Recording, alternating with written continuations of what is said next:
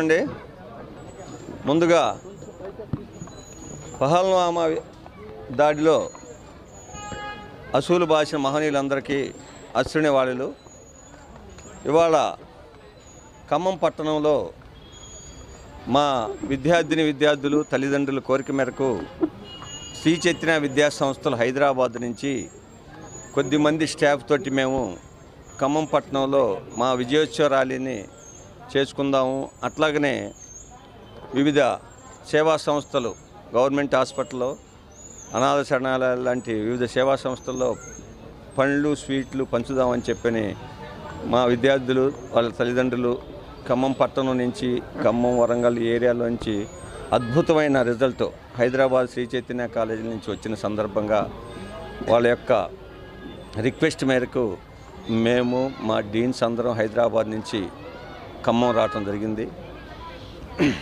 మేము ఒక 10 మంది వచ్చి మెయిన్ ఇంపార్టెంట్ పేరెంట్స్ స్టూడెంట్స్ని కలిసి అభినందనలు చెబుదామని వస్తే ఇక్కడికి వచ్చేసరికి సుమారుగా ఒక 1000 మంది పైన విద్యార్థినులు వారి తల్లిదండ్రులు, మా విద్యా సంస్థల్లో హైదరాబాద్లో చదువుకున్న రకరకాలైన ఓల్డ్ పేరెంట్స్ ఇవాళ అద్భుతమైన ఖమ్మంలో అద్భుతమైన ర్యాలీని చేయటం జరిగింది. నిజంగా ఒక మంచి ఉద్దేశంతో విద్యార్థులకు చదువు చెబితే, వాళ్ళ భవిష్యత్తుని దృష్టిలో ఉంచుకొని చదువు చెబితే ఎట్లాంటి స్పందన వస్తుందంటానికి ఖమ్మంలో ఈరోజు జరిగిన ర్యాలీ అనూహ్యమైన ర్యాలీ.